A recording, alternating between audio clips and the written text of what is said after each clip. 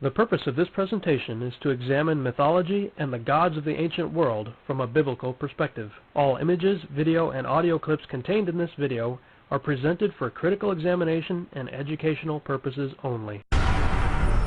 Zeus, Surya, Thor. For thousands of years, ancient myths have described gods who came down from the heavens. Always you have someone who is descending from the sky with loud noise, with thundering, with fire, with smoke. They would have come from the most powerful and magical place possible, from the stars. But just who were these mystical beings that ruled the skies with supernatural powers? You could wonder if these tales of Zeus's thunderbolts, Thor's hammer, if these weren't real weapons. Did our ancient ancestors create the gods from their own imaginations? Or did they simply report events they believed to be true? Our ancestors misinterpreted extraterrestrials as gods because that was the only way that they could explain away what they witnessed. Millions of people around the world believe we have been visited in the past by extraterrestrial beings. What if it were true? Did ancient aliens really help to shape our history? And were the gods of our ancestors actually visitors from other worlds?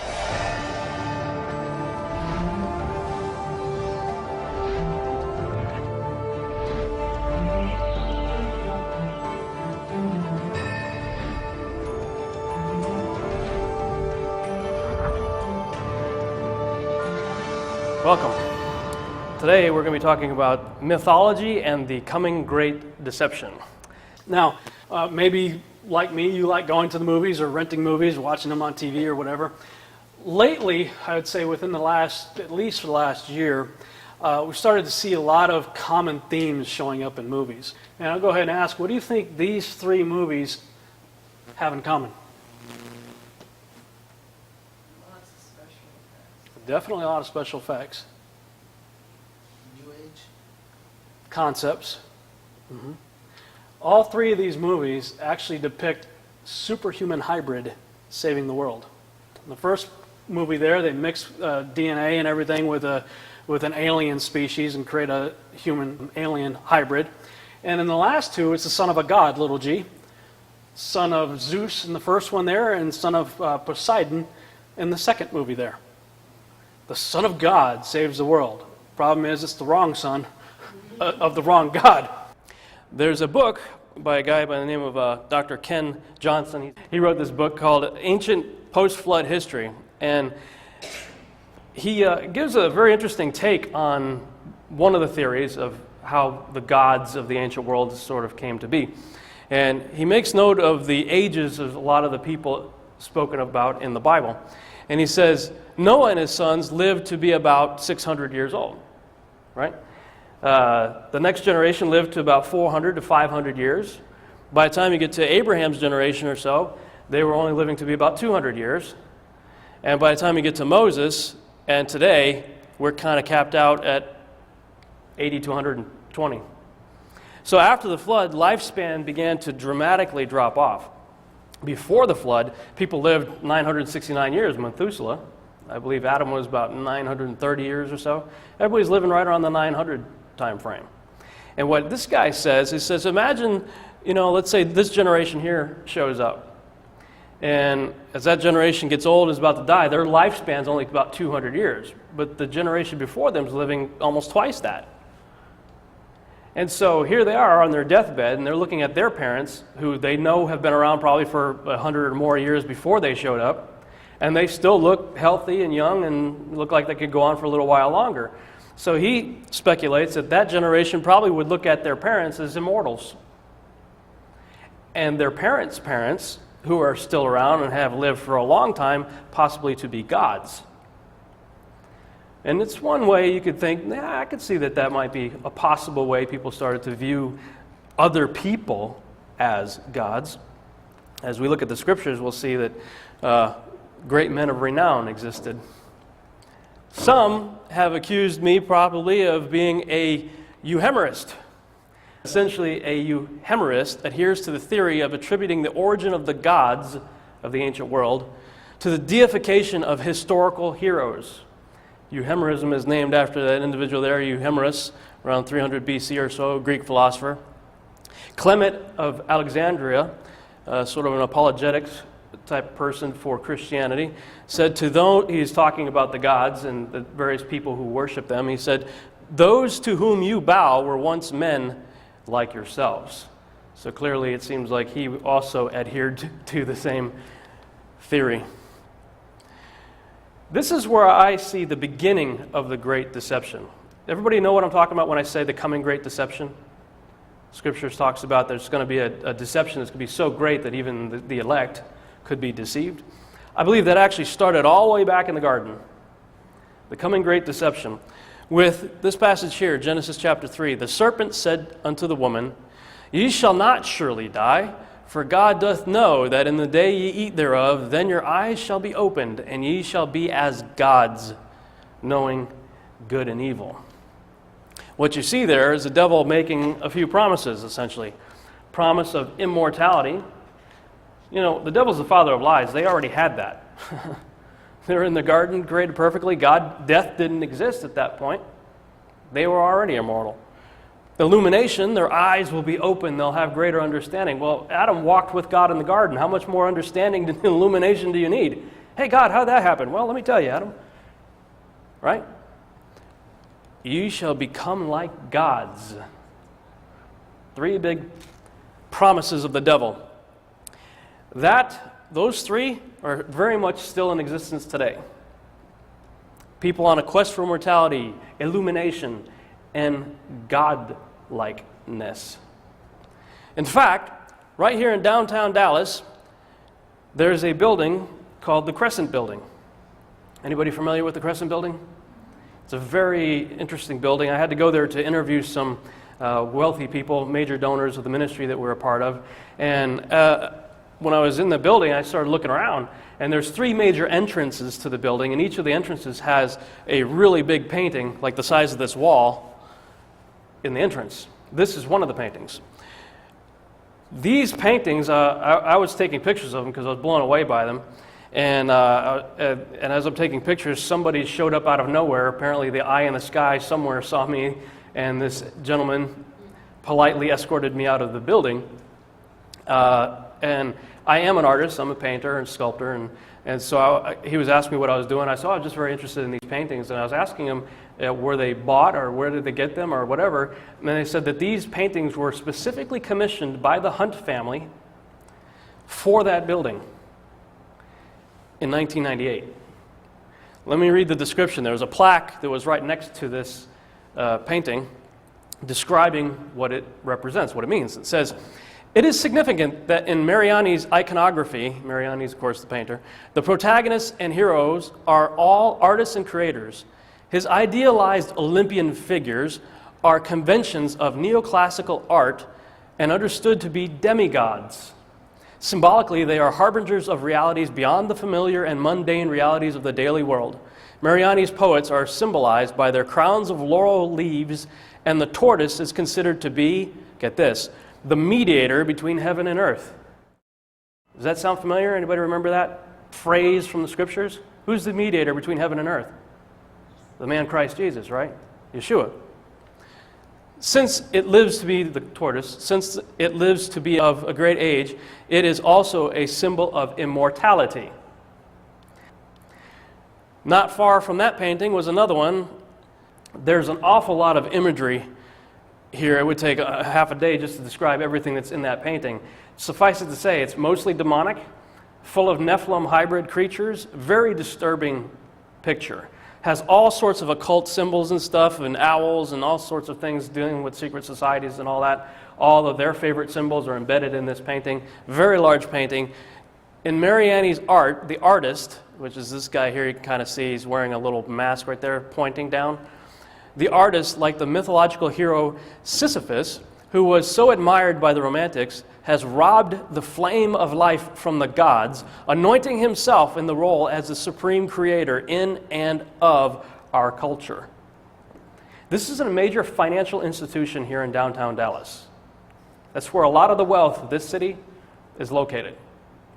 These paintings are declaring what their intentions and motives and all sorts of other things probably are going on there. And as I was looking at that picture and making notes, this woman walked by and she says, "I hate that picture. I hope you're here to get rid of it," and walked past me. It's apparently somebody who worked there. All right? Right here in downtown Dallas. And these guys are declaring themselves to be supreme creators. But what does the Torah tell us? The Ten Commandments, right? What does that say? Thou shalt have no other gods before me. I think I've always just kind of passed over that. You know, I understand it, but I didn't really give it a lot of thought till recently. Who are these other gods, and why is God so concerned about them?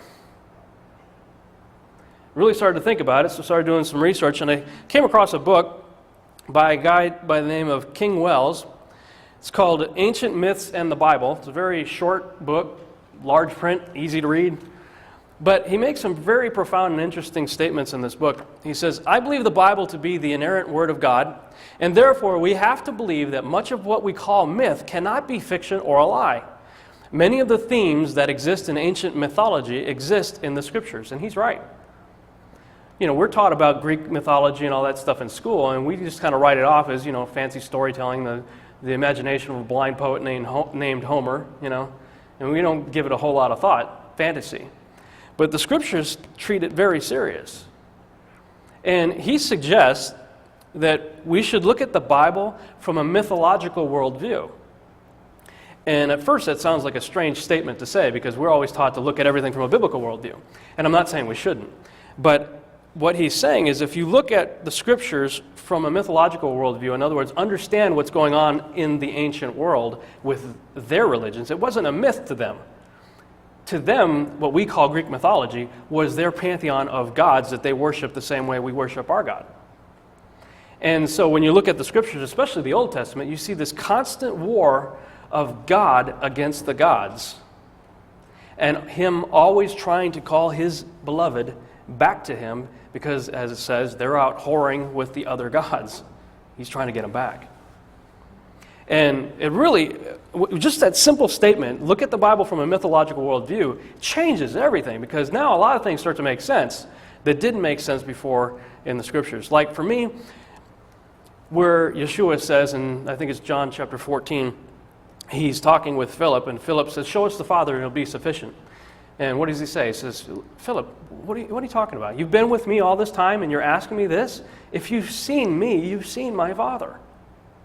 Well, that didn't compute in my head, because the Old Testament used to tweak me out. Why? Because you get through the Old Testament and you see these statements where God's saying, "Kill everybody, kill the women, kill the children, wipe out the animals, destroy everything." And without understanding of what's going on from the mythological worldview, God seems like a homicidal maniac. And I could never compute how could Yeshua say that if you've seen me, you've seen my Father. And if you read through the Gospels, you see him loving publicans and sinners and judging nobody except, incidentally, the religious people. Healing everybody he comes in contact with, delivering them from evil. And I'm like, it was like good cop, bad cop. I could never understand what was going on in the Old Testament until you start plugging in the mythology and a creature known as the Nephilim, which we're going to talk more about through this teaching. Yeshua said in Matthew 24:37, "As it was in the days of Noah, so shall it be at the coming of the Son of Man." Well, what was going on in the days of Noah? You had increased fallen angel activity, which produced a creature called the Nephilim. The Nephilim are the offspring of angels mating with humans. We'll talk more about that. Nephilim taught humans the art of mixing species. Today we call that transhumanism, the creation of hybrids. Advanced technology, rebellion and hostility against God or toward God, corruption of God's creation, interdimensional portals. We'll talk about that in a minute too. The worship of gods other than Yahweh or Yahuwah, Yod-Heh-Vav-Heh. Men thinking of themselves as gods. Those were things that were going on in the days of Noah. And I'm a visual person, so I like to put things in pictorial format. So I started creating a timeline chart. And it occurred to me, scriptures say that as a day with the Lord is as 1,000 years, and 1,000 years as a day. So I decided to build a chart as days, each column representing a day in God time and 1,000 years in our time, and divided it up by 50, which is the Jubilees of the Bible. The Bible talks about Jubilees, 50 years, 50-year increments, just to kind of see what was going on in the first 2,000 years after creation. A lot of wild stuff was going on in the first 2,000 years since creation. The Nephilim, or the fallen angels, of what I call the Genesis chapter 6 experiment, where the angels came down and mated with women, took place right around the 9th Jubilee in the days of Jared, which was Noah's, I think, great-great-great-grandfather, somewhere in there. And they were on the earth for between 1,000 to about 1,200 years. Noah shows up right about here. You got the flood right here. And then, now Noah, when it says the days of Noah, a lot of people think about Noah and they think about the ark. Well, of course, that's what he's most famous for. But Noah lived for 600 years before the flood and 350 years after the flood. There's an awful lot of wild stuff that was going on in that period of time. Now you notice I've also got T-Rex right there, so I'm going to just talk about this really quick, because a lot of times when you're talking about pre-flood world and stuff, the question comes up, who created the dinosaurs? My belief is that God created the dinosaurs, or at least this sort of dinosaurs. I believe he created the four-legged vegetarian dinosaurs. And I believe that's what he's talking about in Job when he's talking about, behold now behemoth. And our lovely translators decided to help us out and say that was a hippo. I'm like, okay, keep reading. You know, yeah, he eats grass like an ox. Okay, with strength in his loins. Yeah, he's force in his belly. Okay, his tail moves like a cedar tree. Anybody see the tail of a hippo? Does that look like a cedar tree? You know, elephant, same thing. Some translations say elephant. You know, thank you, translators. We don't need your help. Let's just go with the scriptures say. I believe that if you read that whole description of behemoth, I believe it's accurately describing the long neck, sauropod type dinosaur. Most of the animal kingdom walks on all fours. There are some exceptions, obviously, like kangaroos and whatnot, but for the most part, the animal kingdom walks on all fours. So I believe that the four-legged dinosaurs, the vegetarians, were created by God. And I believe the proof of that is that they apparently survived the flood, because there's a whole lot of artwork. There's a man right there. There's a long-necked dinosaur right there. This is on a temple in Cambodia. You know, there's all these things. There's a lot more. But I just grabbed a few to show you that dinosaurs, at least this variety, have existed in the memory and the history of mankind with man. You don't see pictures of the other guys with man, like this guy. So where did this guy come from? My personal belief is that the scriptures tell us exactly where they came from. Genesis chapter 6, and God saw the earth, and behold, it was corrupt, for all flesh had corrupted their way upon the earth. And God said unto Noah, the end of all flesh is come before me, for the earth is filled with violence through them. And behold, I will destroy them with the earth. When you look at this, can you imagine this fitting in the description of creation where God says it was good and very good? This is just nothing but a creator of carnage and mayhem and disaster and death. Right? How does that fit into any of the descriptions of very good? I don't think it fits. I think it fits this description here. There are other books that I am fond of looking at, because so the people in the scriptures also did. Moses and other people were aware of these books. Yeshua quoted from them. Jude and Peter and a lot of the other guys did too. So the book of Enoch is another book the Hebrew people are very familiar with. Said that they, meaning the Nephilim, began to sin against birds, beasts, reptiles, and fish. The book of Joshua says, and the sons of men in those days took the cattle of the earth and the beasts of the field and the fowls of the air and taught the mixture of animals one species with another in order to provoke the Lord. Men and cattle and beasts and birds and everything that walked on the earth were all corrupted in their ways and in their orders, and they began to devour each other. The book of Jubilees. There's a lot more. I just grabbed a few. What about these guys right here? You see a lot of these kinds of creatures in the mythology, especially in the Greek mythology. I was in Crete, one of the last trips I did when I was with the mission organization I was a part of. I had a missionary conference in Crete, and as part of that trip I got to go to Greece, and it was actually my second time going there. And I was walking around Athens, and then on the second trip I had a lot more time to myself, so I could really kind of go out and explore and check things out, especially in Athens. You can't look anywhere. It's like every direction you look in, you see the toppled remains of a statue of a god or a temple, or you see remnants of, or images of centaurs and minotaurs, satyrs, these kinds of guys, everywhere. Now, I'm a sci-fi fan. I love Star Wars and Star Trek and all that stuff, and I'm thinking to myself, 4,000 years from now, nobody's going to remember Yoda, the little green guy in Star Wars. He was just the creation of the imagination of a filmmaker named George Lucas, who was trying to create kind of a modern mythology, right? So here's this guy, George Lucas. He creates this little green guy, mythological creature. Nobody's going to remember Yoda 4,000 years from now. So why do the people in, especially the Greek Isles, in that whole area, still have these creatures in their collective consciousness very strong in their way of life, if all it was the imagination of a blind poet named Homer? I began to think that these guys were real, that they actually existed. And by the way, depending on your English translation, satyrs show up quite a few times in the scriptures, in the canon of scriptures, what we call the canon. I began to think that they were real. And I came home and told my wife about it, told her my theory.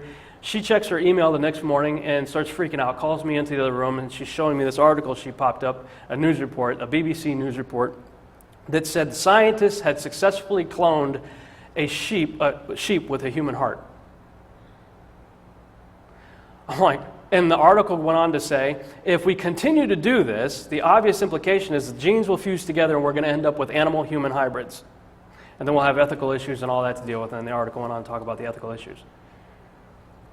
As it was in the days of Noah, so shall it be at the coming of the Son of Man. One of the things the fallen angels and the Nephilim taught people to do was the art of mixing one species with another.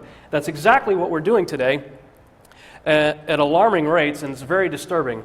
Now, these are fictional pictures right here. This is real. This is from back in the 90s. They made a little rat, mouse, whatever, with an ear growing out of its back, a human ear. This is from a movie called Splice. I don't recommend you see it. It's a very disturbing movie and inappropriate, but didn't know what we were getting into when we saw it. But it really talks about the issue of transhumanism and mixing species, especially mixing with the human species, with animal species. Now, you need to know that this is something that scientists are very actively at work trying to make happen. There's a guy by the name of Nick Bostrom, who is the director of the Future of Humanity Institute. Okay, here's these guys that are trying to declare what the future of humanity is going to be about. And this guy's very passionate about this. He says in this little circle right here, this represents the sensory modalities that are accessible to humans. In other words, what our five senses can pick up. We can only see in certain frequencies of light and hear in certain frequencies of sound, and etc. Whereas the animal kingdom has this longer area right here. They can perceive more than we can, hear in different frequencies and see, etc. Bats, radar, and sonar with dolphins. And they say that, okay, if we could start mixing some of these attributes of animals into people, then this could be the area of sensory perception that transhumans could have, animal-human hybrids. You have to know that people like DARPA, the Defense Agency research projects people, are thinking about how to make the extended war soldiers, the super soldiers, essentially. We're seeing a lot of movies coming out, like Captain America is about to come out. It's about the creation of super soldiers. Now, whether or not they decide to make a guy that can run like a horse and see and everything like a tiger or whatnot, who knows? But you need to know that the people who are the directors of the future of humanity are talking about how can we improve on God's creation, as we would say. This is what he says post-humans could have. We'll talk a little bit more about that. Or better yet, I'll just go ahead and play a video. Hopefully it'll work. Let them tell you in their own words. There's more computing capacity in a grain of sand that's been nanoteched, right? There's more computing capacity in that grain of sand than our human being brain's capacity by a factor of, I don't know, billions, right? So imagine a young woman, she's just given birth, and then she needs to make the decision. Is she going to have her baby modified? Is she going to turn that baby into a cyborg, or effectively an artellect? So say she decides to do that. So this, hypothetically, this grain of sand, in a sense, that's been nanoteched, is inserted into the human brain, that baby's brain. and it integrates itself into the brain. So that baby, in effect, is no longer human. Because, I mean, think about it. The capacity of that grain of sand is billions of times what the human brain can do. Right? So for, I don't know, 1/1000th of its capacity, of its time, is it doing human things. And the other 99.9999999% of the time, it's doing artelecty type things. So that woman, in a sense, has killed her baby. Killed in the sense the baby is no longer human. It's effectively an artelect. It's an artelect in human disguise.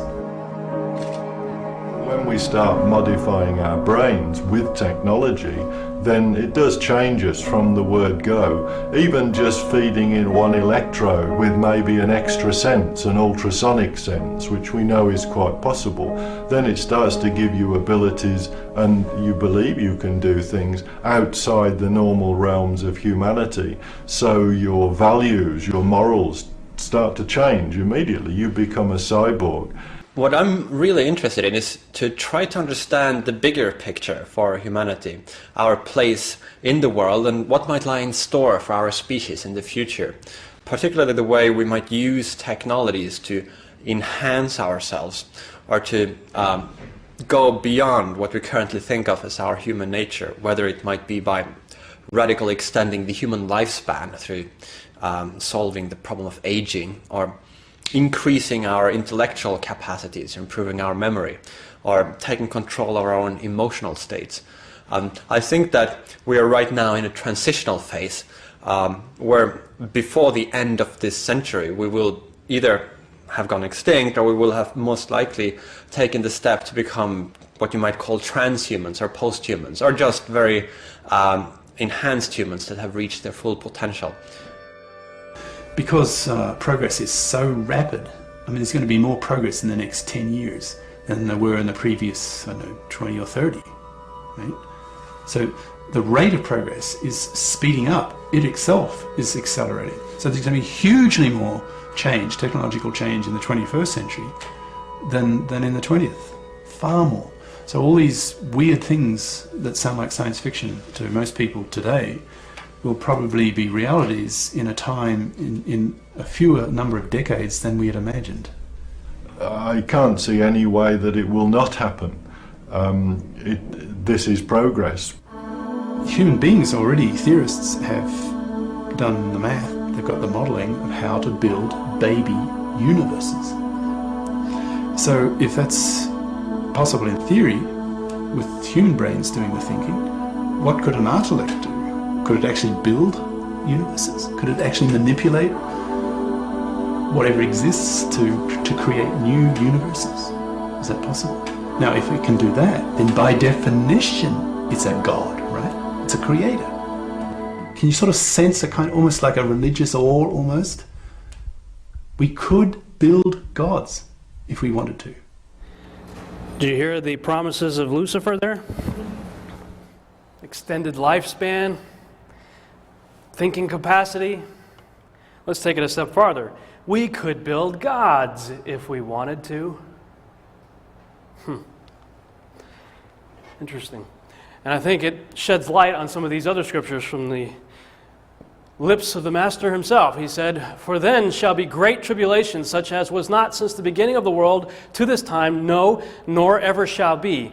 And except those days should be shortened, there should no flesh be saved. But for the elect's sake, those days shall be shortened." In Luke, he says, "And there shall be signs in the sun and in the moon and in the stars and upon the earth, distress of nations and with perplexity, the sea and the waves roaring, men's hearts failing them for fear and for looking after those things which are coming upon the earth. For the powers of heaven shall be shaken." Could he be talking about this? Animal-human hybrids. Now he talked about, he used the word artelex a few times. That guy Hugo de Garis, he says there's going to be basically three classes of being in the very near future. There'll be Terrans, which are us, normal human beings. Artelex is what he defines as basically Terminator. They're machines, completely machines that look like people, but they're artificial intelligence, AI. Artilex. And then you got the combination, which he calls cyborgs, or in this case, you got animal-human hybrid Wolverine. He's a super soldier if you saw the movie. This stuff's already in the works. I think that that's what the Master's saying when he's talking about men's hearts failing them for fear of what's coming upon the earth. What about this scenario here? Mile-wide spaceships parked over cities.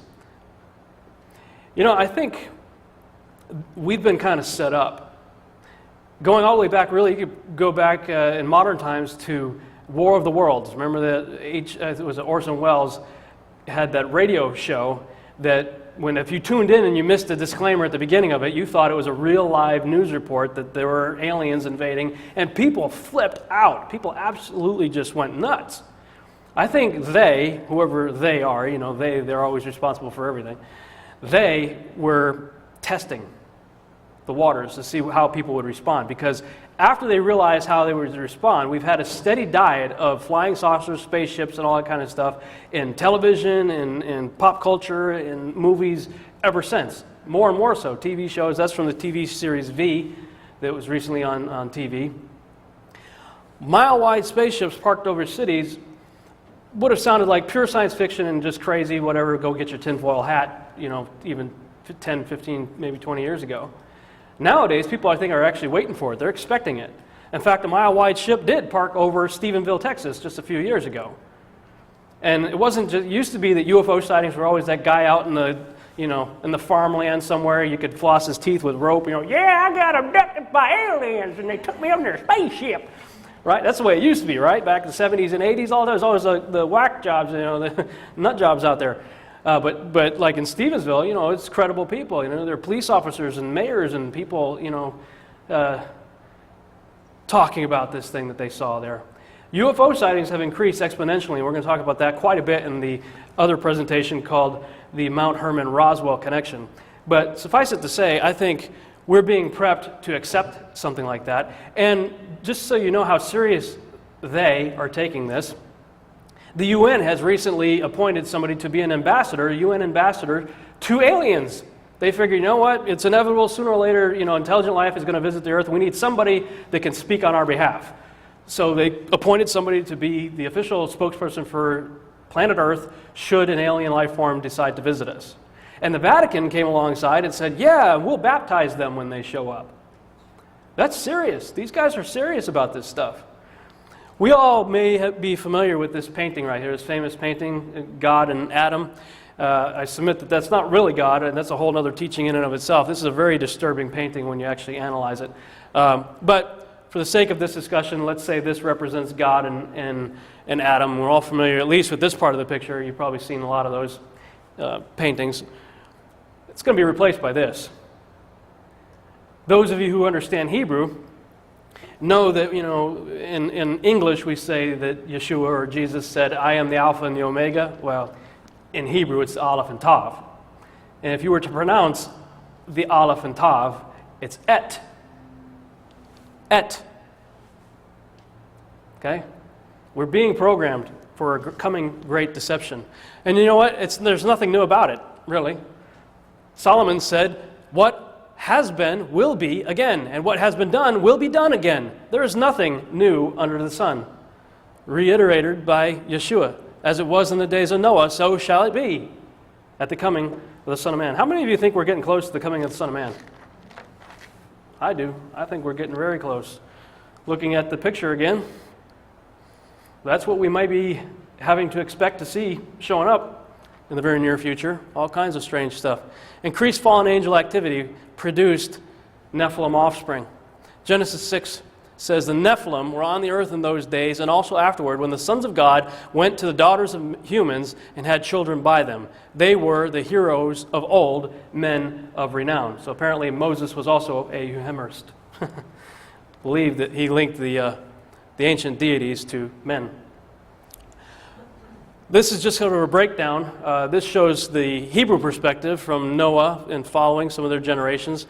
But I started to look at the various pantheon of gods and tried to create some family trees to show the kind of the breakdown of the family gods, the family of gods. This represents the Sumerians, the Sumerian, Assyrian, Babylonian god family tree.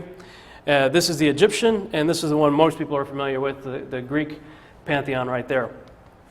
Within each of those, you got what essentially the Bible says there are giants in the land in those days. You know, they would be called Titans, and they would be called Olympians and things like that in the Greek mythology. In the scriptures, we have evidence of very big people. Now, this is your average 6-footer right here. You know, I'm about 6 foot tall, so it'd be about like me. Then you've got Goliath, which is anywhere from 9 to 12 feet tall, most scholars believe. Og of Bashan is another guy mentioned in scriptures, about 18 feet when they describe his bed. Early Canaanite giants, I got 24 to 36 feet, but they could have actually gotten as big as 150 feet, according to Amos, and we'll talk about that scripture a little bit later too. Okay, the pre-flood giants, on the other hand, were way bigger than that. Some of the extra biblical texts talk about them being 3,000 ells. An ell or 3,000 ells equals about 300 cubits or 450 feet, which I find very interesting because that's the same dimension as the length of the ark. But the pre-flood giants apparently got to 450 feet, if you can imagine that. The Greeks imagined it. They called them the Titans. Post-flood were considerably smaller and continued to get smaller. Is there any evidence out there that these guys were real?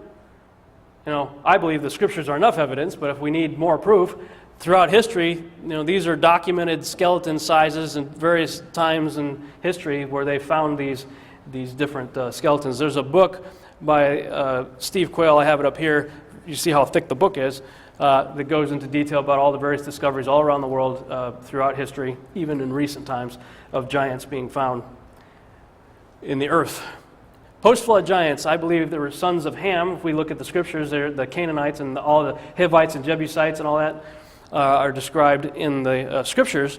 In Numbers 13:33, that's the first time we see the giants show up after the floods, the first appearance in the scriptures of post-flood giants. And that's when they send spies into the land. Remember, they go check out the land, and they came back and said, whoa, you know, they're carrying a cluster of grapes, 2 guys on a pole, you know, carrying just one cluster of grapes.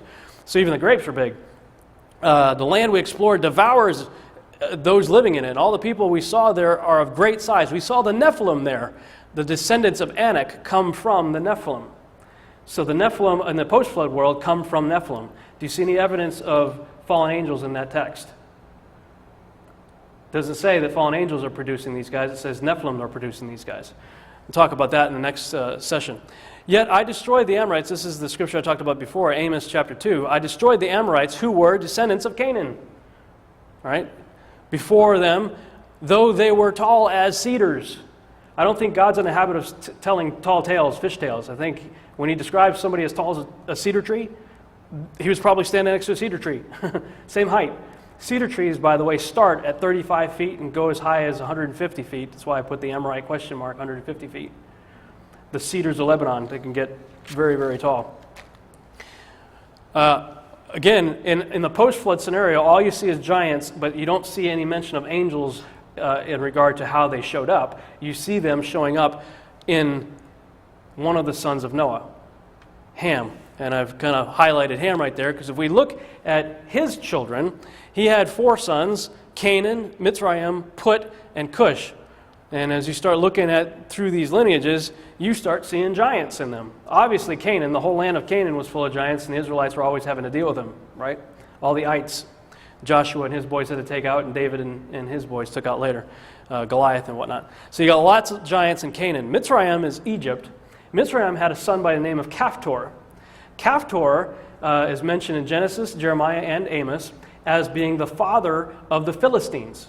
Well, we know of at least 5 giants that came from the Philistines, right? Goliath and his 4 brothers. So apparently Caphtor was a giant and had Nephilim seed within his loins, so to speak. Caphtor settled the island of Crete. Well, the interesting thing about that is all of the Greek gods originated in Crete. All the Greek gods come from Crete. Mitzrayim's son Caphtor settled Crete. Put, there's really no evidence that I could find of giants in Put's lineage. Put is Libya. Cush had a very interesting son by the name of Nimrod that I suspect was also a giant, and we'll talk about that in a second. I didn't really think there was any evidence in any of the other sons. There's definitely no evidence of Nephilim seed in Shem because the Messiah came through that line, and the Messiah seed had to be pure. However, in Japheth's line, Recently, I discovered what I think is evidence of some giants in two characters that we're going to be familiar with in the end times, called Gog and Magog. Gog and Magog are sons of Japheth.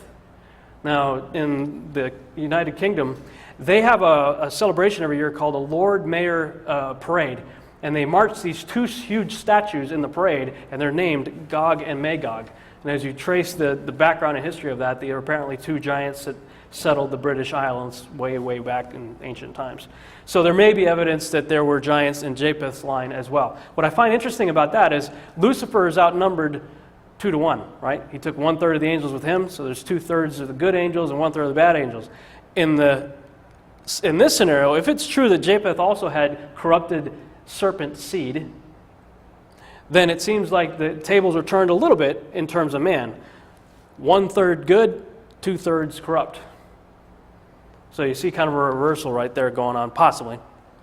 The table of nations in Genesis chapter 10, men begin to reproduce, and Genesis chapter 10 gives you the sons of Japheth and Ham and Shem, and they come up to about 70. Okay, so you got 70 people produced essentially from 4 couples. You got Noah and his wife, and you got the 3 sons and their 3 wives. Together they produced 70 people, and presumably about 100 years or so, because as you turn the page to chapter 11, you see the whole earth was of one language. Well, we just showed you the whole earth, post-flood, about 100 years, 150 years after the flood, the whole earth consisted of, 70 people. On the high side, possibly, because it's only given the male people in the lineage there, possibly there could be a few hundred, but definitely under 1,000 people by that time, I believe. And they all gathered together. They're all of one language. They went to the plains of Shinar, and they hung out with a guy by the name of Nimrod, who decided to build a tower whose top may reach into heaven. Well, first thing we should note is that the tower was built in a valley, so they clearly weren't concerned with height. God doesn't seem to be concerned with height either. He didn't freak out when we built the World Trade Centers or the Empire State Building or anything. So what was going on with the Tower of Babel? I believe it was actually an interdimensional portal that they were trying to create, because it says they were trying to reach into heaven. And apparently whatever they were trying to do, God said, he looked down and says, now nothing that they imagine to do will be restrained from them, and decides to go down and confound their languages. Okay? So whatever they're trying to do apparently was at least possible. And if you look at the extra-biblical texts that the Jews were very familiar with, they say that Nimrod had divided the people up into 3 camps. And the 3 camps, basically, in a nutshell, their intention was to make war with God, conquer heaven, kill God, and set up their own gods in the Holy of Holies in heaven. That was their plan. And at least in theory, it possibly may have been possible. So God decided to mess up their plans. And he divided the nations up into 70 people groups. There were 70 languages that went out. And Nimrod here says, began to become a mighty one in the earth. The phrase mighty one is a very interesting Hebrew word. It's Gabor, Gaborim. I believe you have to interpret that in context with whatever's being said around it, because it could mean, just like it says mighty one, David had his mighty men. I don't believe David's mighty men were giants or Nephilim, because they were busy killing giants and Nephilim, and they were on the good side, But in this case, I believe mighty one could also be translated, as it is in other places, as giant. And the reason I say that is because there's an awful lot of things associated with Nimrod that will, as we will see in a minute, lead us to believe that. Like I said, the tower was built in a valley, and I believe it probably looked more like a ziggurat than the traditional cone-shaped kind of thing you see in a lot of the paintings. I believe it was more like something like that, and possibly some sort of interdimensional advanced technology probably going on there. There's a couple of people that I've become very fond of their research. Peter Goodgame wrote a online book. You go to redmoonrising.com and download it for free. It's called The Giza Discovery. He does an amazing job of breaking down who this guy was in the ancient world. Phenomenal book. Followed by these other 2 books by a gentleman by the name of Thomas Horn. And the first one here is Nephilim Stargates. Okay? And he talks about the whole idea that a lot of these temples and pyramids and things may have been designed to be interdimensional pathways. And you can see evidence of that even in the Incans and the Mayans and some of their temples and what they believe with Quetzalcoatl and the serpent god coming back and coming down the stairs and all that. So there seems to be evidence that supports that. Apollyon Rising 2012 is another really amazing book dealing with the character of Nimrod. And basically when you take these three books together, they really talk about this guy being the man of myth. The dominant myths being the Assyrian, Babylonian, Sumerian myths, the Egyptian, and the Greek myths. And as you get a little further in looking at all of that, you realize that he really is a man of many names. Why? Because at the Tower of Babel, first of all, a kingdom is a domain run by a king, right? An empire is an organization that has many kingdoms in it and ruled by an emperor, right? I believe that Nimrod was the first emperor of the old world order. Everybody talks about the new world order coming up. I believe he was the emperor of the old world order of kingdoms because they were all gathered together under his leadership. And then when God confounded the language, the people went their separate ways, 70 different directions, 70 different languages, talking about the same guy. But now he had different names. Different languages produce different names. Nimrod's not a name anyway, by the way. Nimrod is a title. It means the rebellious one, or one who rebels. So I believe some of them went away calling him Gilgamesh. Some went away calling him Baal. Baal comes up a lot, doesn't he? Melkart, Adonis, go through the list right here. A couple of really interesting ones. Orion, Apollo, Osiris are some very interesting characters that he has appeared as throughout history. Now, what's the proof? Well, start reading about who these other guys were, and many times the descriptions are almost exactly the same as the Hebrew description of Nimrod. A lot of them are referred to as mighty hunter. A lot of depictions of these other characters show this fascination with a lion. What is Yeshua called? The Lion of the tribe of Judah, right? Well, this is Gilgamesh, shows that he's a giant, very big guy holding a lion. You got Orion up in the sky with a club raised to strike the lion. You got Baal right here in almost the same pose as Orion. Ninurta, they're all through history you see descriptions of these mighty hunters by different names, but I believe all of them are referring to the same guy, that being Nimrod. This is Marduk right here of the Sumerians. The earliest evidence of any civilization points to the 3000 to 3500 time frame. Almost every scholar agrees, secular or otherwise, biblical scholars. Everybody looks through the ancient record and sees an advanced technology and civilization really showing up around the 3000 3500 time frame, not much before it. According to the books of Enoch and Joshua, that's when a class of angels called the Watchers came down in Genesis chapter 6 and mated with women and produced Nephilim when they landed on Mount Hermon. That's also the time frame that the Mayan calendar shows up in. Most scholars peg the Mayan calendar showing up at 3114 BC. Let's look at our chart again. 3114 BC. Okay, right about the middle of the time frame that the Nephilim were on the earth. A lot of things were going on in that time period. The Sumerian religion influenced Mesopotamian mythology as a whole, surviving in the mythologies and religions of the Hurarians, Akkadians, Babylonians, Assyrians, and other culture groups. So really it all starts in Babylon. What do we talk about Babylon being the mother of all harlots, Mystery Babylon? That's where it all kind of gets started. The 32nd century BC, I'm not going to read all that, but suffice it to say, that's the period when all kinds of megalithic structures show up. Big temples and Stonehenge and things like that appear to have their dates right around that same time frame. So they apparently were built before the flood, maybe in an effort to save themselves or whatever. I don't know, but a lot of the evidence points that they were built before the flood. Like I said, Mystery Babylon we know as the mother of all harlots, or let's say false religions. The Recognitions of Clement says, fallen angels taught men the use of magical incantations that would force demons to obey man. This became ingrained into the Egyptians, Persians, and Babylonians. Nimrod, called Ninus by the Greeks, was handed this knowledge and by it caused men to go away from the worship of God and go into diverse and erratic superstitions, and they began to be governed by the signs in the stars and motions of the planets. It starts with Nimrod. It starts in Babylon. The Sumerians had a very complicated family tree of gods.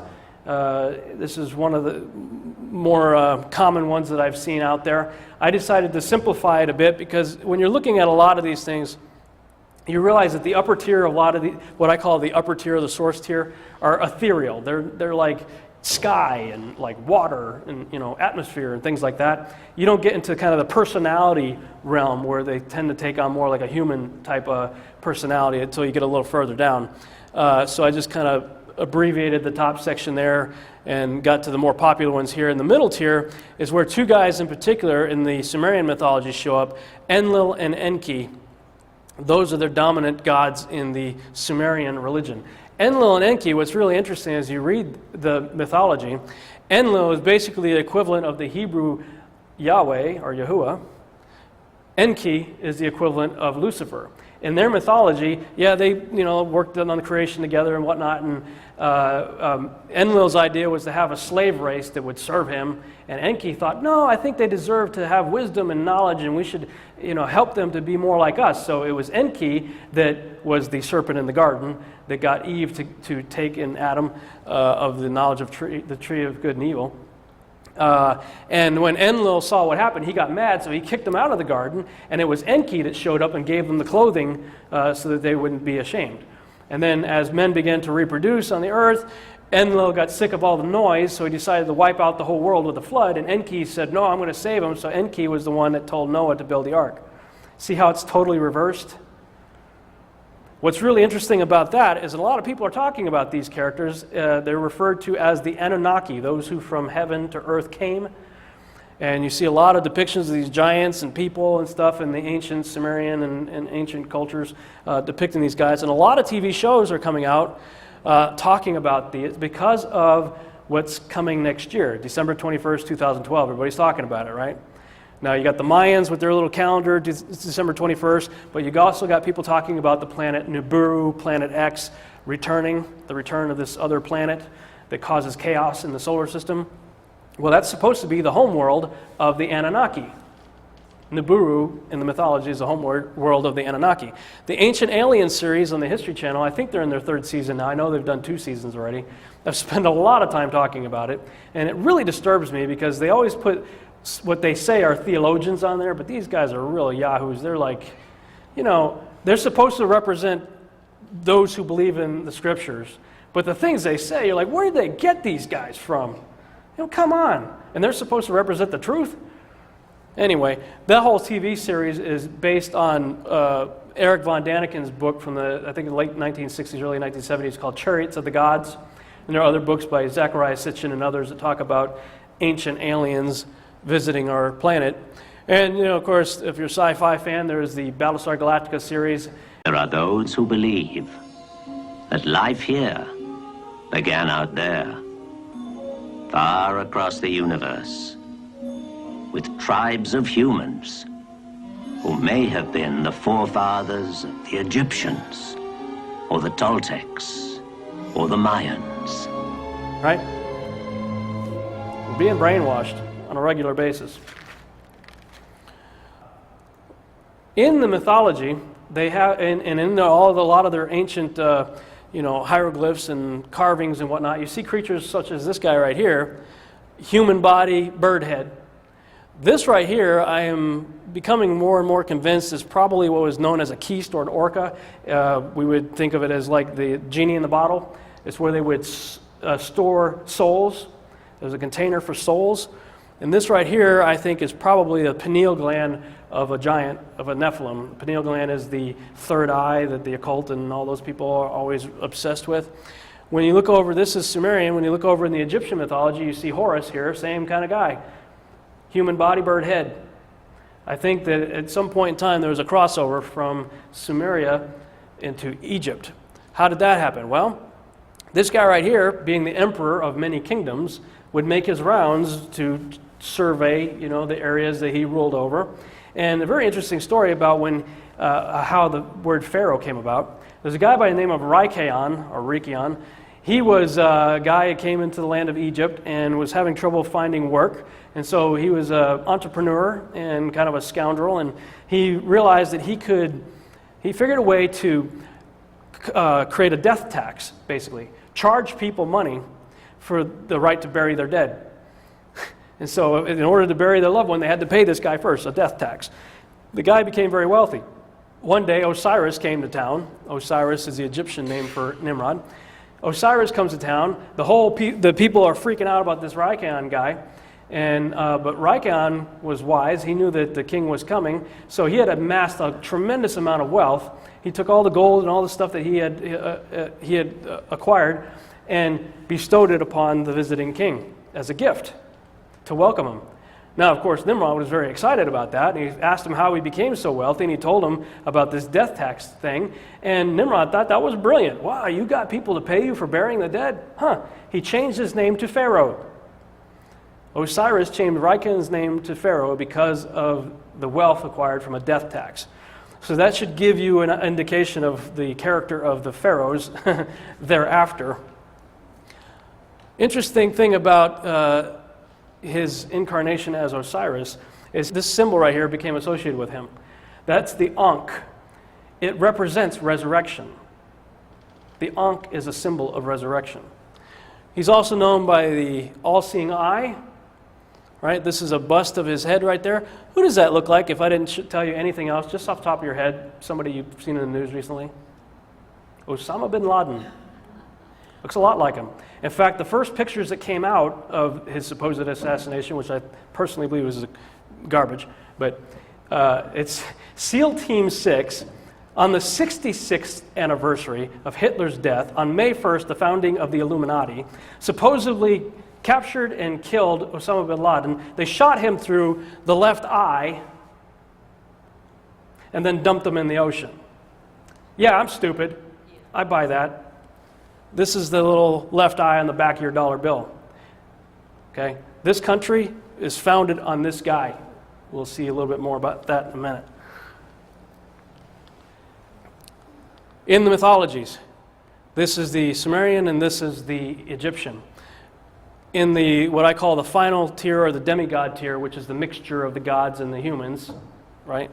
You got Marduk, Ninurta, and Gilgamesh. Those are all synonymous with Nimrod. Okay, different sects in that area called him by different names. He shows up here in the Egyptian pantheon as Osiris. In the Greek pantheon, I believe he's Apollo. Now, what's interesting about Apollo is he's the son of Zeus, and I believe Zeus was actually a real human being that walked the earth that probably had a similar influence much later down the line as Nimrod did earlier. I believe Zeus picked up where Nimrod left off as an individual. Zeus's tomb, I believe it's in Crete. I have to look at this book again, but it's either Crete or Cyprus. There is a place that you could go to today that is the tomb of Zeus. So he was apparently a human being that died, probably lived a long age, probably became very famous, a man of renown. But after he died, I suspect that the devil said, wow, this guy really made an impact. I think I can use this. And I believe that the devil probably took on the appearance and the name of Zeus, because Zeus, as you'll see in the New Testament, is Lucifer. Satan's seat mentioned in Revelation chapter 2. In Pergamum, Satan's seat was the altar of Zeus in Pergamum. So, and there's a lot of other descriptions. He's the god of the sky and, lightning, and I saw Lucifer fall like lightning. There's a lot of passages in Scripture that lead me to believe that the devil took on that persona afterwards. Now, what did the devil say, right? You shall be like gods. Well, the pharaohs thought they were gods. The Caesars thought they were gods. Kings thought they were gods all through the ancient world. What about presidents? Believe it or not, kings and queens and stuff still think they are. And I submit to you that in some ways the presidents do too. They certainly think they're above the law. They think they're above the Constitution. They think they can do whatever they want. But let's go back and look at our presidents, starting with the very first one, George Washington. You could walk into the Capitol Dome in Washington, D.C., look up into the womb of Isis, because that's what the Capitol Dome is, the womb of Isis, with the phallic symbol down the road of Osiris's missing piece, the Washington Monument. All right? This picture right here is called the apotheosis of George Washington. Look up in the Capitol Dome, and that's what you're going to see. Surrounded by 72, which is a high occult number, pentagrams which are known as binding pentagrams. That's how the ancients believe they can, and the cult believes they can control demons. You got George right here in heaven. The apotheosis means ascending into godhood. That's what apotheosis means. Okay?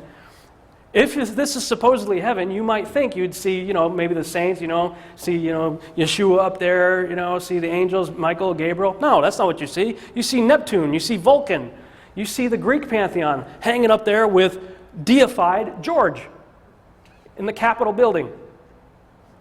And not to be outdone, when Abraham Lincoln died, they started putting out postcards and whatnot showing the apotheosis of Abraham Lincoln. I bet you've probably never seen this before. They've tucked it away. It used to be out in the outdoors. They put it inside a museum now. This is George Washington posing as a god. Which god? Zeus. This is a depiction of Zeus from the Temple of Zeus, which was one of the 7 wonders of the ancient world. Also, it's the same pose as the occult symbol for Baphomet.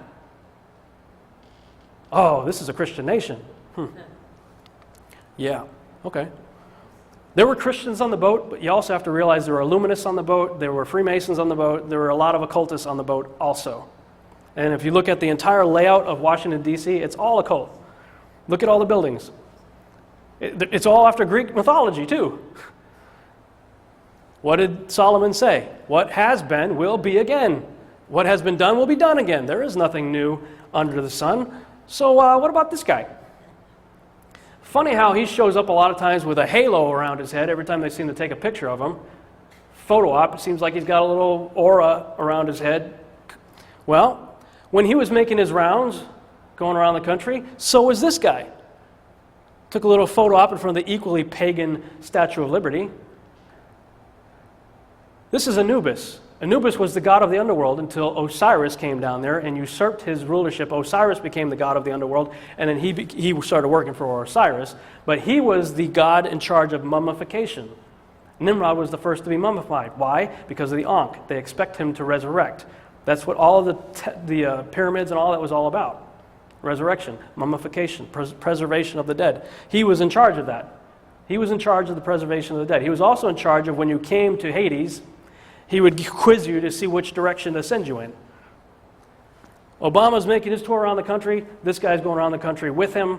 He parks in the Denver International Airport, which is an extremely occult facility.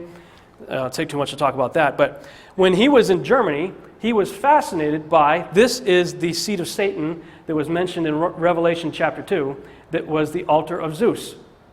Was in Pergamum, Turkey, moved it to the Berlin Museum just prior to World War II. Hitler loved it.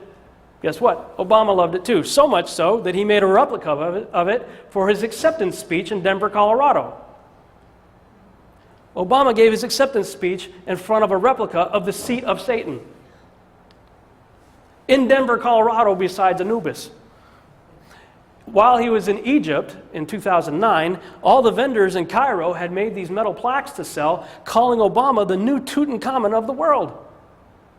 Tutankhamun was the son of Akhenaten. Akhenaten was a very strange character indeed, but one of the things Akhenaten did was he got rid of all the gods of Egypt and instituted a monotheistic system of worship of one god in Egypt. His son, King Tut, comes along, undoes everything his dad created, and his son was the one that brought back the worship of the old gods. Obama, the new King Tut of the world. Could it be that he's going to be the one that brings back the worship of the old gods? I don't know, just putting it out there. He goes out to Norway, the man of peace, right? Goes for a Nobel Peace Prize. What the heck did the guy do? Nobody even knew he existed a few years ago. Goes to Norway for a Nobel Peace Prize, and while he's doing that, this thing shows up in the sky. Later they said it was a failed missile. Does that look like a failed missile to you? Come on. That's like the weather balloons back in the 50s. You know, every UFO is a weather balloon. Now it's failed missiles. What does all this have to do with this guy right here?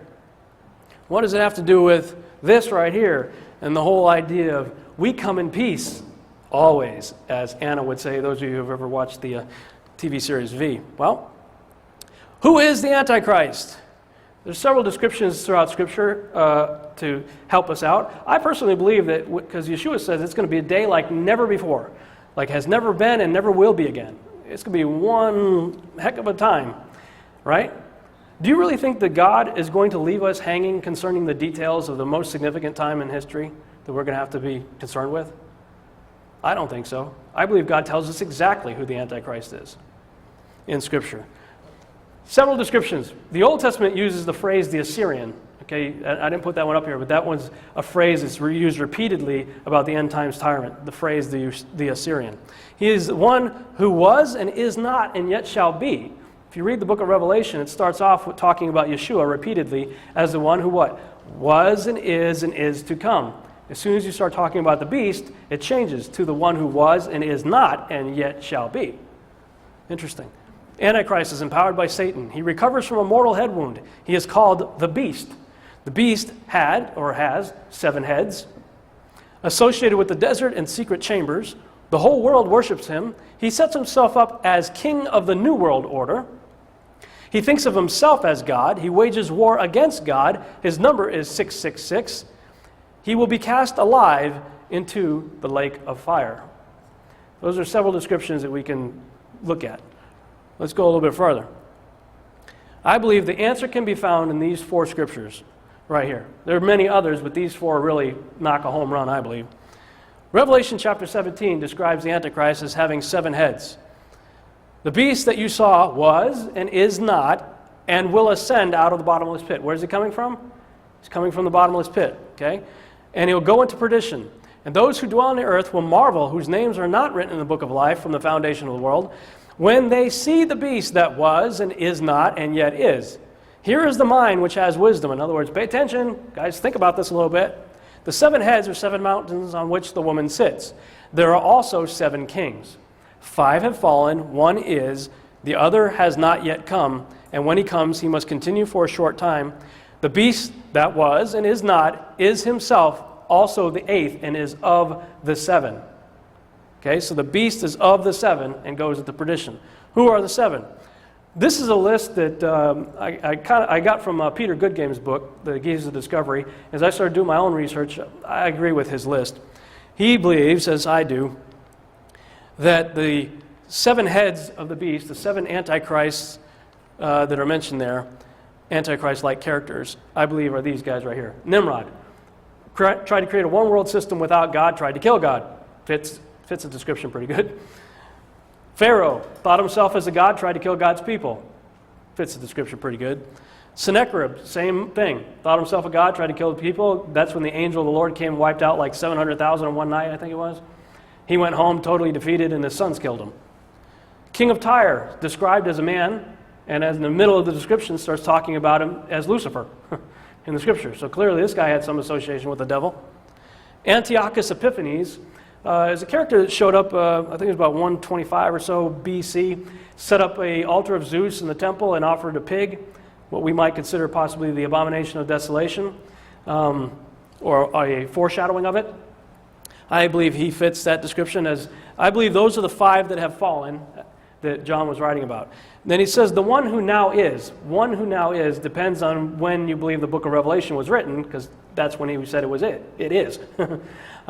Depends if you think it was during the reign of Nero or Domitian, earlier or later date of Revelation. I personally believe in the earlier date of Revelation, which puts it at Nero. Nero was clearly an antichrist character. I mean, he would light people up on fire and have candlelit dinners to the burning Christians. Definitely fits the description. And the one who shall come and reign for a short time, I believe, arguably has to be Hitler. I don't know that he thought of himself as a god, probably he did, but he certainly did some pretty horrific things. So I believe that these are the 7 mentioned right there. Okay, so then let's go ahead and go to Revelation chapter 13. 13 says that he shall have a mortal head wound that will be healed. And I saw one of the heads as if it had been mortally wounded, and his deadly wound was healed. All right, so let's look at the list. Who had a mortal head wound?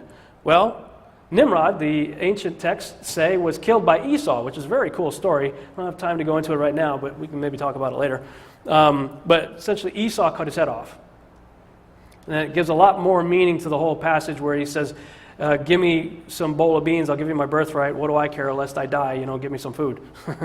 He had just killed the king of the world right before that. So he clearly had a mortal head wound. Nero is believed to have stabbed himself in the throat, so maybe that's a head wound. Hitler supposedly shot himself in the head, although recent forensic evidence shows otherwise. In fact, most people now believe, well, I don't know if most people do, a lot of people believe that he escaped to Antarctica, but again, that's another story. So for the sake of argument, we got 3 who had a mortal head wound. All right? Revelation chapter 9. His name is Apollyon. Then the 5th angel sounded, and I saw a star fall from heaven to the earth. To him was given the key to the bottomless pit. And he opened the bottomless pit, and smoke arose out of the bottomless pit like the smoke of a great furnace. So the sun and the air were darkened because of the smoke of the pit. Then out of the smoke locusts came upon the earth. And they had a king over them, the angel of the bottomless pit. Where does the beast come from? Comes from the bottomless pit, right? We saw that. Whose name in Hebrew is Abaddon, but in Greek his name is Apollyon. Apollyon is a derivative spelling of Apollo. His name is Apollo. In desert or secret chambers. This, I believe, is the home run scripture. This is where Yeshua himself says, then if talking about Antichrist in the last days in Matthew 24, then if anyone says to you, look, here is the Christ, or there, do not believe it. For false Christs and false prophets will rise and show great signs and wonders to deceive, if possible, even the elect. See, I have told you beforehand. In other words, pay attention. I'm telling you this in advance, okay? So you guys get it. Therefore, if they say to you, look, he is in the desert, do not go out. Or look, he is in the secret chambers, do not believe it. For as the lightning comes from the east and flashes to the west, so also will the coming of the Son of Man be. For wherever the carcass is, there the eagles shall be gathered together. Again, the modern translators of English tried to help us out. Thank you very much. Stop tampering with the Word of God. They changed that to vultures. Why? Because everybody knows that eagles don't go after dead things, go after live things. No, the scriptures say eagle. Let's leave it the way it says, right? Now, here's some very interesting things. Remember we told you that the Ankh represents resurrection. Symbol of resurrection. What's the symbol most associated with Yeshua, with Jesus? Cross, right? Think Jesus, think cross. Think this guy, cross. What did Yeshua do? He resurrected. What's this guy going to do? 1999, Zahi Hawass, one of the most renowned archaeologists in Egypt, said in 1999, I have found a shaft going down 29 meters vertically right here between the center pyramid and the Sphinx is where they found it. At the bottom, there was a chamber that was filled with water. We have found a burial chamber with 4 pillars. In the middle is a large granite sarcophagus, which I expect to be the grave of Osiris, the god. I have been digging in Egypt's sand for more than 30 years, and up to date, this is the most exciting discovery I have made. This is a rendering of what they found. They went down and they found an area that had like 6 sarcophagus, and then they went down into this, the 7th one was a tunnel that went down into another chamber that was filled with water. The scriptures talk about the Antichrist coming out of water, right? The sea, as they say. This is what they found. This is an artist's rendering of it. They found a moat of water. They pumped the whole thing out. It was full of water, so they pumped all the water out. When they got the water out, this is what they found. There was a moat of water surrounding a square island that had 4 pillars that had ancient writing on it that I would believe are probably instructions for something. In the middle was another moat of water with a little island with about a 10-foot sarcophagus that was empty. The empty tomb of Osiris. Okay. 2003, Gilgamesh tomb was found in the desert of Iraq. One of the things they said about Gilgamesh from the Epic of Gilgamesh, who can compare with him in kingliness? Who can say, like Gilgamesh, I am king? What does the scripture say about the Antichrist? Who is like the beast? Who can wage war with the beast? Very similar. By the way, Gilgamesh was said to have been, according to the Epic of Gilgamesh, 2/3 God, 1/3 man. Percentage-wise, 2/3 is what? 66.6%. Just throwing it out there. All right. Our troops went to war. Gilgamesh's tomb was found in April of 2003. We went to war in May.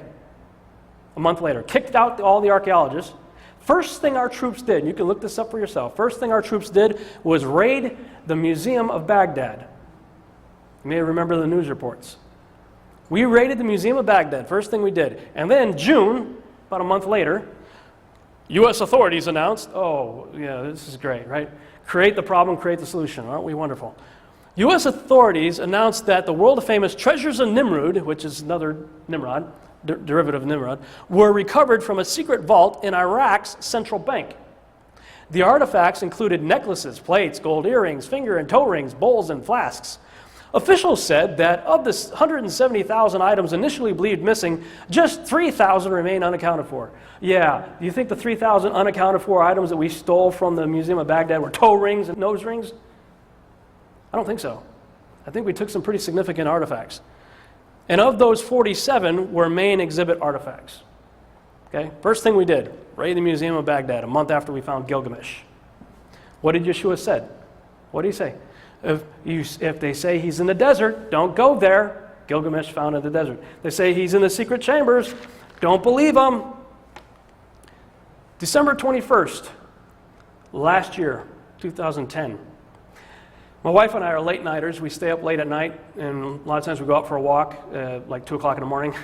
And we were out December 21st, the winter solstice. Everybody's talking about December 21st, 2012. Well, December 21st, 2010, we were going out for a walk. Looked up in the sky at about 2:22 in the morning, and I saw the moon going into a full lunar eclipse for 72. Remember that number? 72? 72 demons and pentagrams and all that. 72 minutes, the moon went into a blood-red lunar eclipse, floating over the shoulders of Orion, who is also Nimrod. Nimrod lost his head to Esau's sword, right? I looked up and I saw a decapitated blood-red head, looked like, floating over the shoulders of Orion at 2:22 in the morning. Oh, by the way, 2:22 in the morning Central Standard Time is 3:22 in the morning Eastern Standard Time.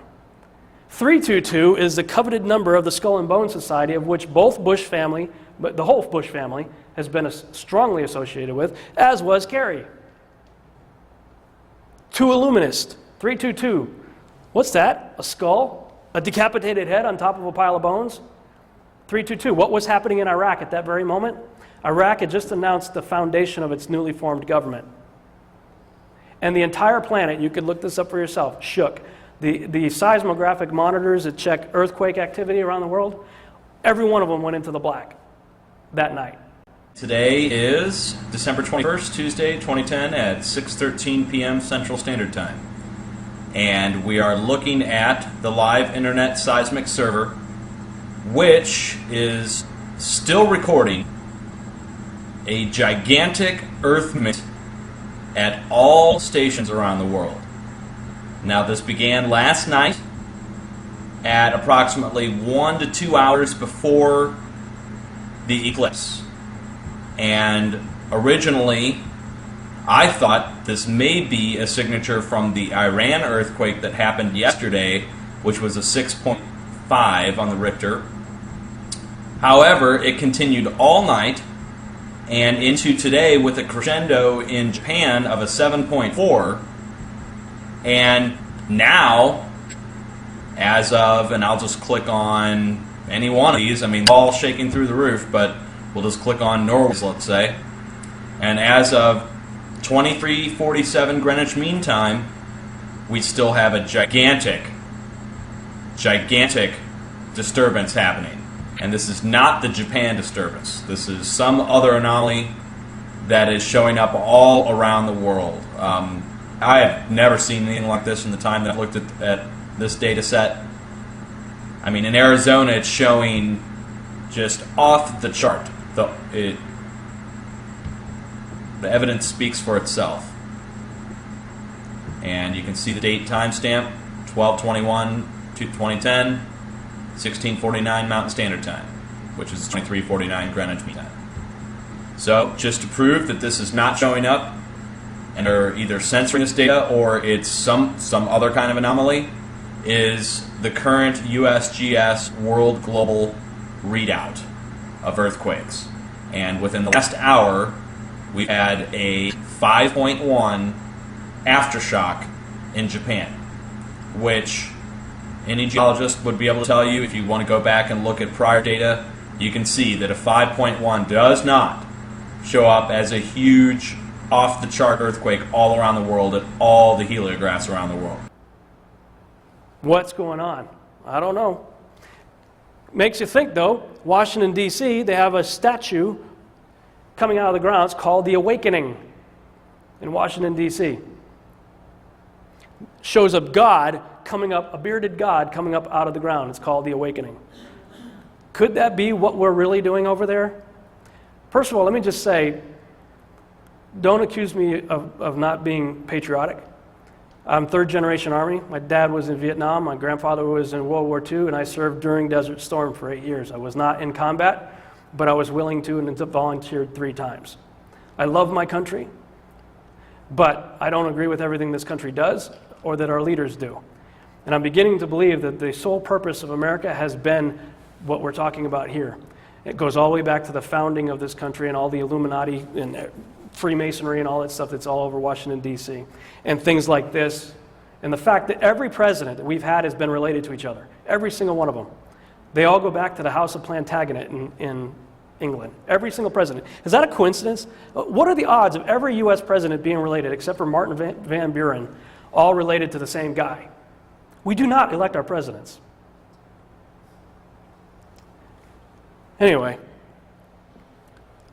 if it's true, then it makes sense when Yeshua said, wherever the carcass is, there the eagles will be gathered together.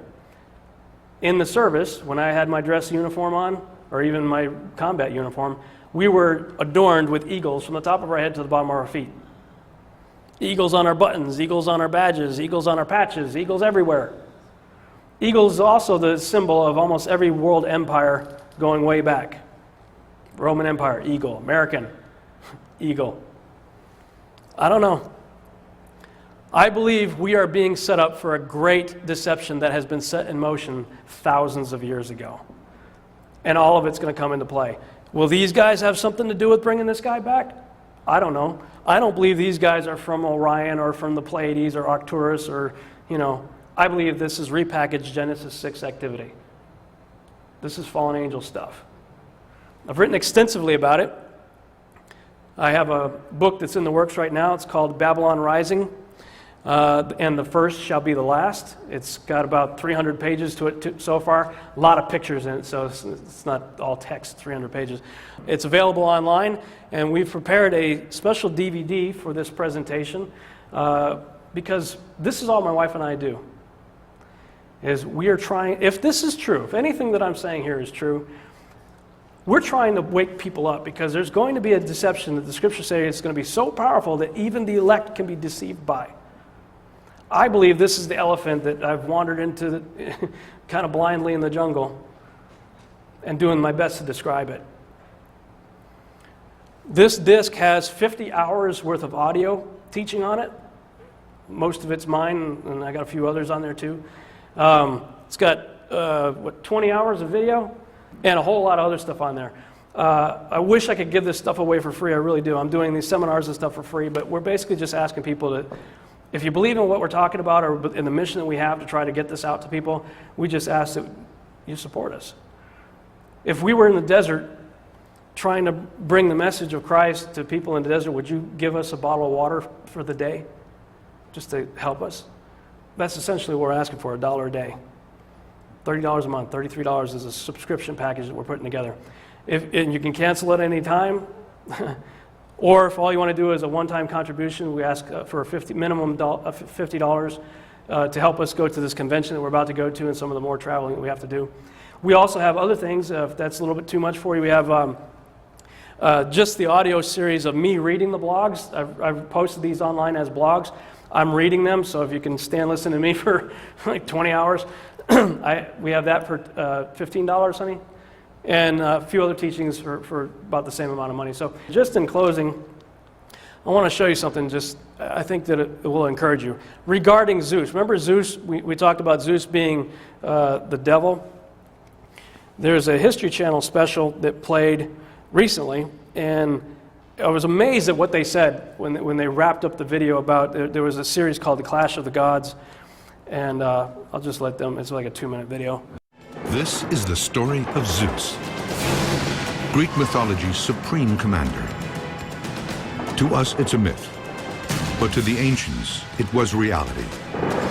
Some Greeks believed Zeus was the one true god, and that nature's worst catastrophes were a sign of his wrath. This is the myth of Zeus.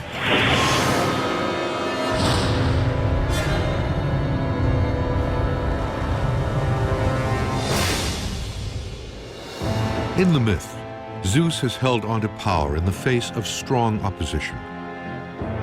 But there is one more challenger he didn't count on: Jesus Christ. In the 1st century AD, his message would take the world by storm and dethrone Greece's dominant god. In antiquity, there was no more powerful force than Zeus, except for one.